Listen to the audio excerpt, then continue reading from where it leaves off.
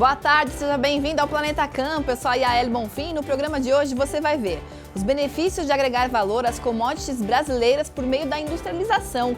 Nossa equipe conversa sobre o assunto com o presidente da FPA, o Pedro Lupion, no seminário Brasil Hoje, evento que reúne autoridades e lideranças na capital paulista. A gente também fala sobre melhoramento genético na raça Angus, porque começa amanhã a prova de eficiência alimentar para identificar os reprodutores da região sul do país capazes de produzir mais carne com menos alimentos. Também haverão testes para mensurar as emissões de metano. Vamos saber todos os detalhes em entrevista ao vivo. E a eficiência também é o foco quando o assunto é a pecuária leiteira. A BCZ realiza a primeira prova de produção de leite tropical com fêmeas das raças Gir Leiteiro e Cindy. Começa agora o Planeta Campo.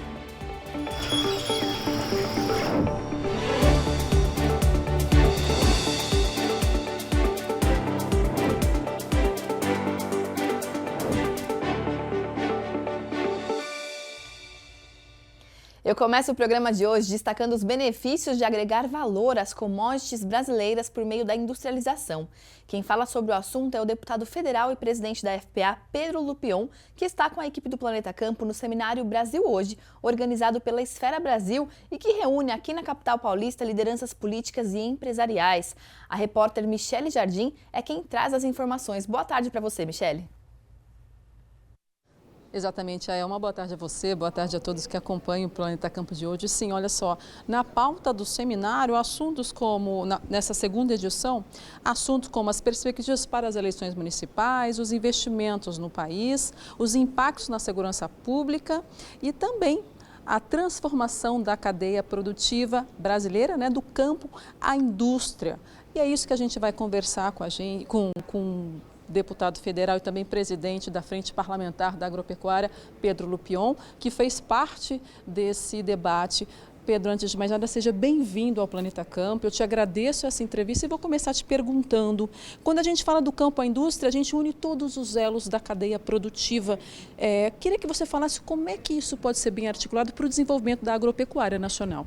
Bom, primeiro, meu cumprimento a todos que nos assistem. Um debate importante, um debate que precisa ser levado muito a sério para que a gente possa agregar valor à cadeia produtiva do agro. A gente exporta muitas commodities, precisamos industrializar essas commodities e agregar valor para que tenha melhor renda do produtor, gere maior oportunidade, consiga gerar mais vagas de emprego e, obviamente, desenvolver o nosso PIB. Isso já tem sido realizado pela agroindústria brasileira.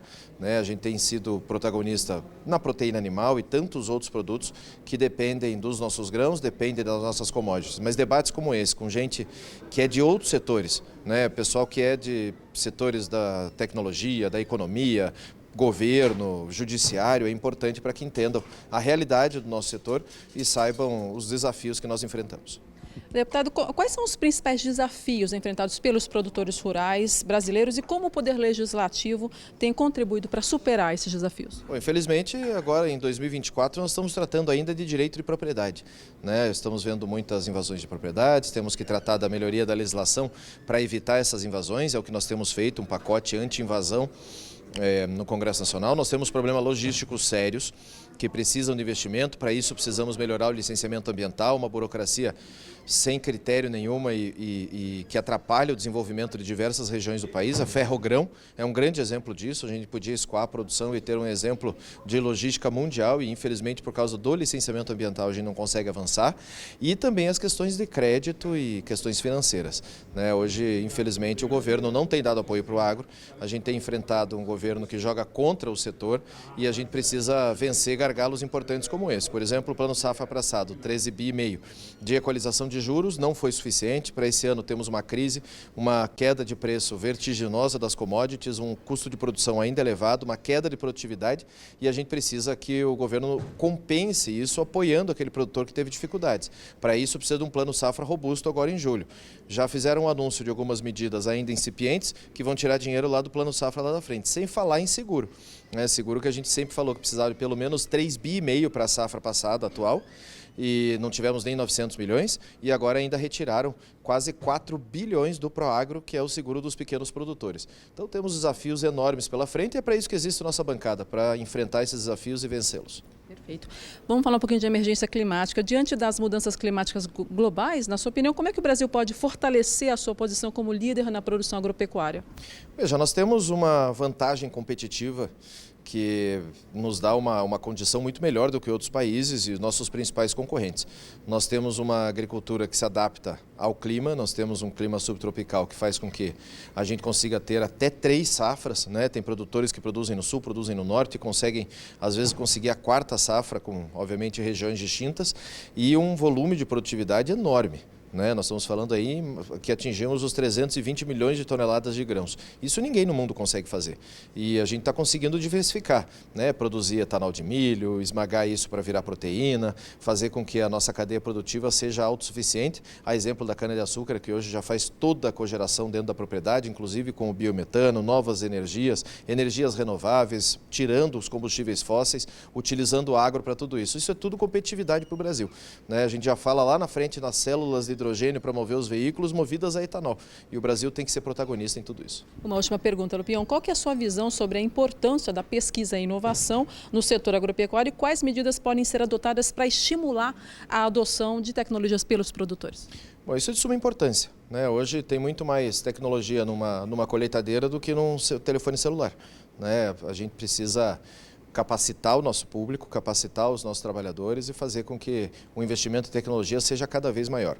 Temos uma indústria pública importante de pesquisa, que é a nossa Embrapa, precisa de valorização, precisa de apoio, está completamente sucateada, precisa de orçamento, nós temos trabalhado bastante nisso, mas a gente tem buscado modelos, como é o caso da Coreia do Sul, do Japão e de tantos outros países, em que o poder público subsidia instituições privadas para que possam investir fortemente em pesquisa e trazer a tecnologia. Nós só avançamos quando a gente consegue ser protagonista nos temas. E sendo protagonista no agro, que nós já somos, a gente consegue avançar muito mais através de adoção de novas práticas e tecnologia. Muito obrigada pela entrevista. É isso, eu volto com vocês aí no estúdio. Muito obrigada, Michele, e ao presidente da FPA, Pedro Lupion, pelas informações. E quem também conversou com a nossa equipe de reportagem lá no evento, Seminário Brasil Hoje, foi a senadora e ex-ministra da Agricultura, Cátia Abreu. Ela falou sobre como o uso de tecnologia vem trazendo benefícios para o aumento de produtividade e a preservação ambiental no campo. A tecnologia é a chave desse sucesso. A tecnologia em prol da sustentabilidade e da qualidade que está incluída na sustentabilidade, na abundância, evitando, óbvio, o desmatamento. Então, quanto mais tecnologia, quanto mais pesquisa, desde a produção lá no campo até o processamento, é o ideal para que nós possamos avançar cada vez mais. Senadora, diante das mudanças climáticas globais, como é que o Brasil pode fortalecer a sua posição como líder na produção agropecuária sustentável? Nós já somos sustentáveis. O mundo sabe disso, às vezes não quer compreender ou faz de conta que não compreende, mas a agricultura brasileira, ela é motivo de exemplo. A agricultura brasileira, modestamente, pode dar aula para o mundo todo do que é sustentabilidade. As nossas técnicas de manejo, que não existem em lugar nenhum do mundo, desenvolvidas pela Embrapa, pelas universidades agrárias do país, são tecnologias de ponta e que já fazem cada dia mais a sustentabilidade da nossa agropecuária. Nós fazemos, para resumir, nós fazemos com uso de fertilizantes 2 safras e meia. Sabe quantos países do mundo conseguem fazer isso? Só o Brasil. Perfeito.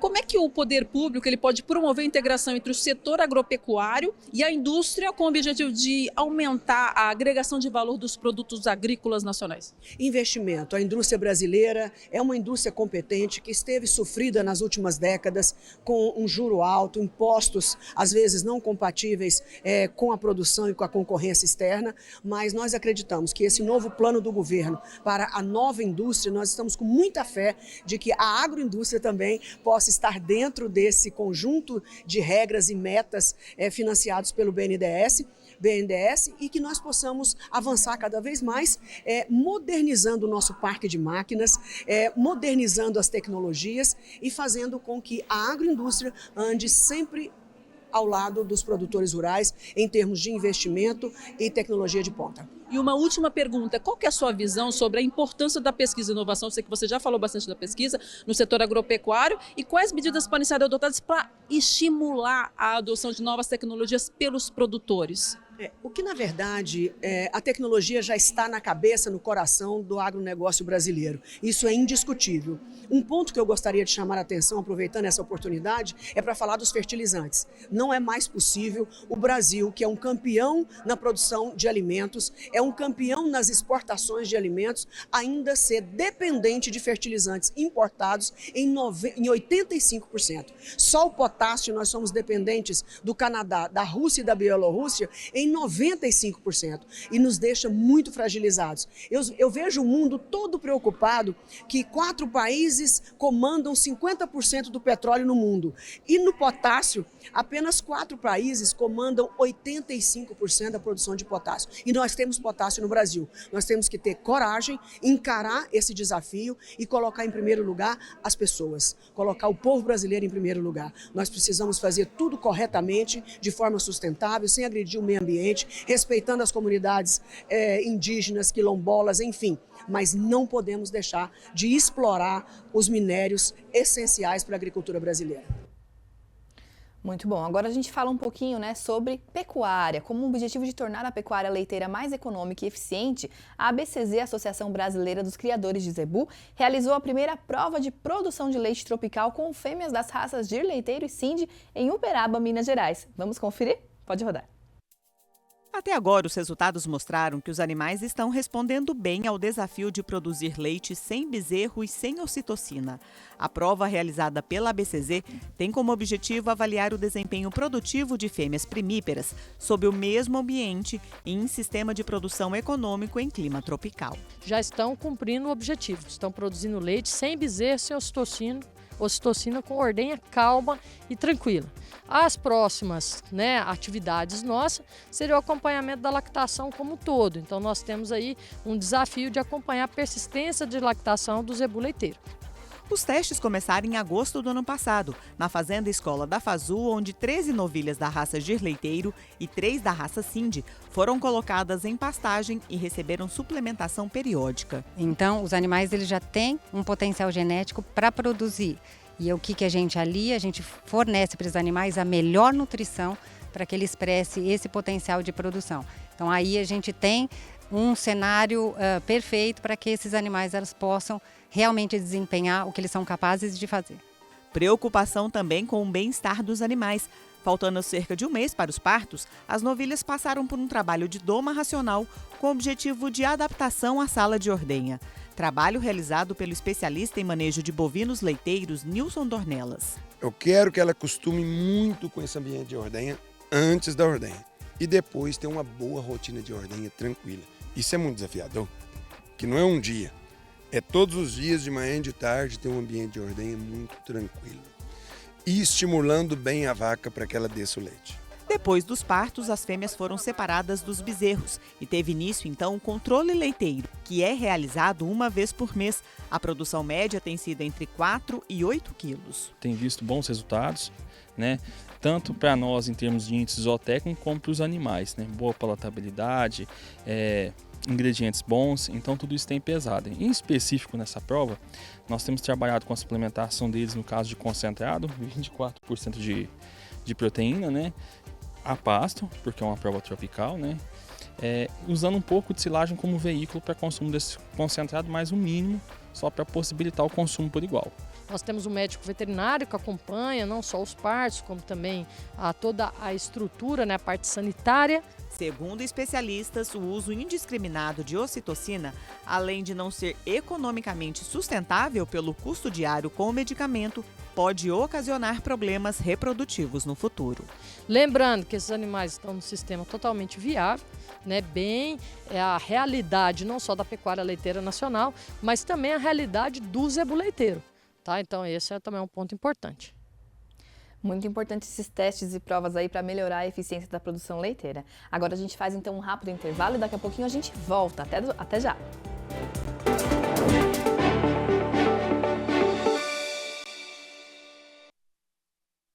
Estamos de volta e agora a gente fala de melhoramento genético, que é uma das ferramentas mais importantes para aumentar a eficiência na produção pecuária.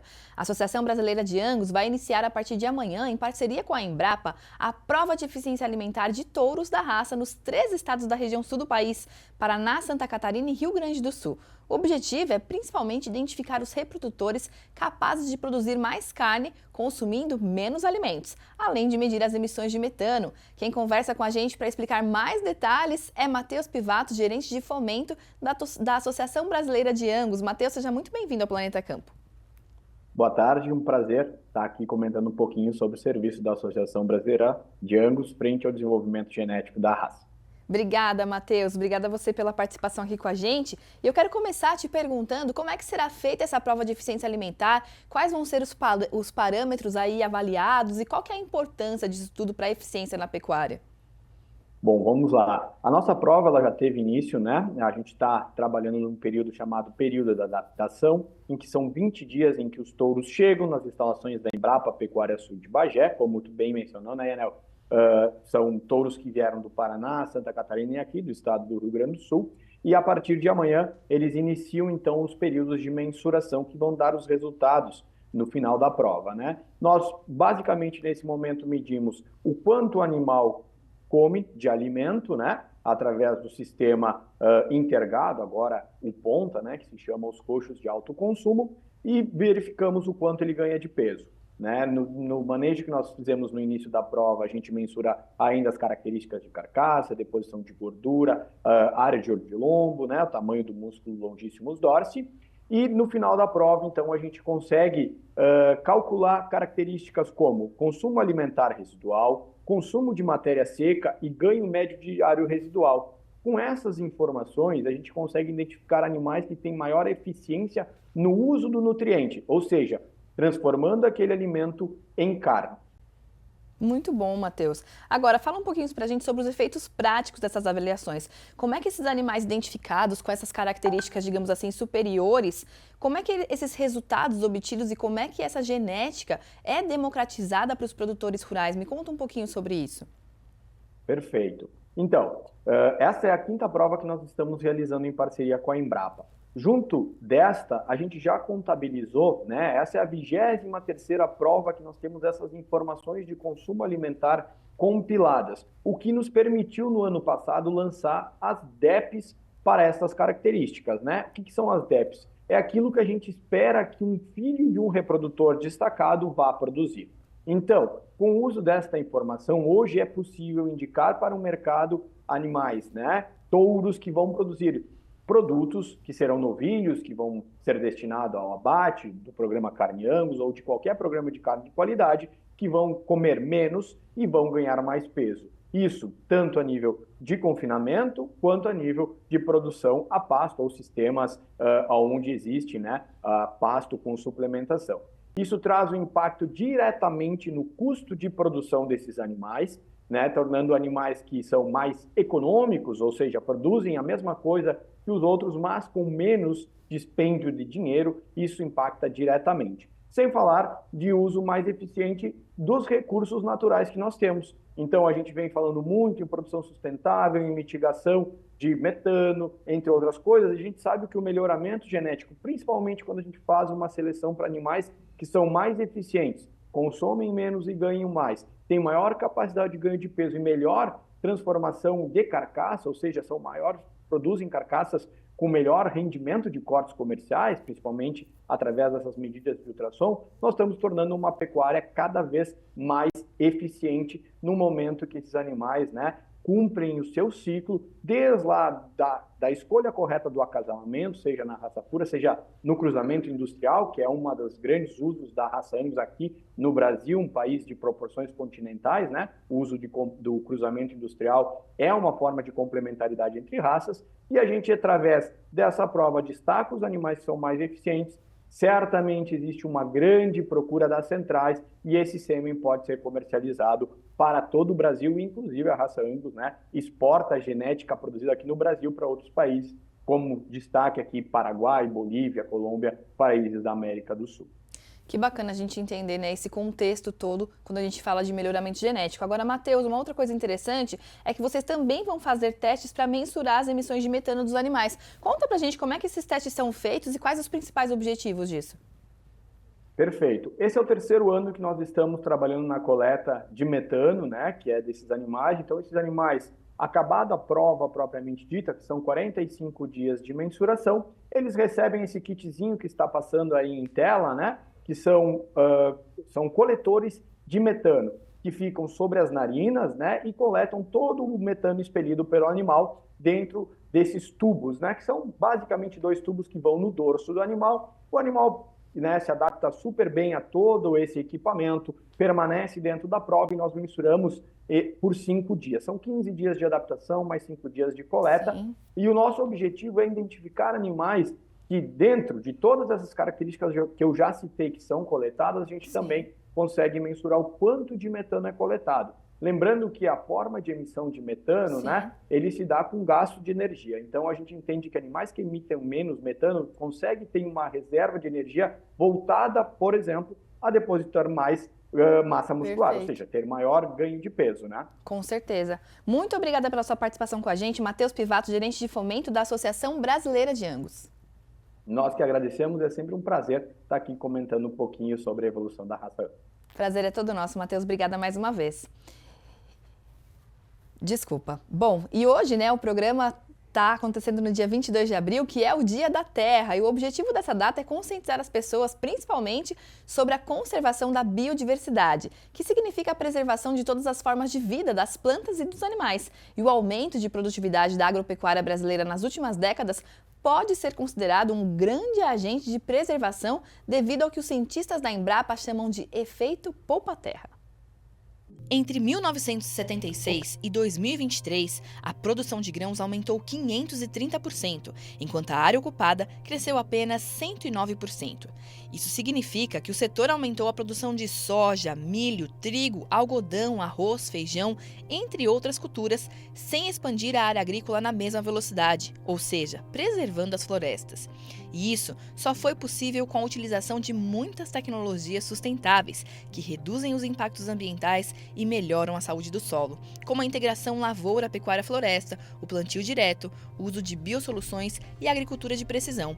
Apenas no cultivo de soja, por exemplo, a adoção dessas práticas foi capaz de preservar uma área de 71 milhões de hectares, o que corresponde aos territórios da Irlanda e da França juntos. Sem a tecnologia existente hoje, nas lavouras de todo o país, seria necessário praticamente triplicar a área agrícola para produzir a mesma quantidade. E vale lembrar que essa alta produtividade traz diversos impactos positivos para a segurança alimentar da população, gera empregos, alavanca a economia nacional e tudo isso mantendo as árvores em pé. É o efeito poupa-terra. Bacana a gente ver como o agro realmente vem contribuindo aí para a preservação da terra. E o Planeta Campo de hoje, então, vai ficando por aqui. Muito obrigada pela sua companhia. Uma ótima semana para você e a gente se vê novamente amanhã ao meio-dia. Até lá. Tchau, tchau.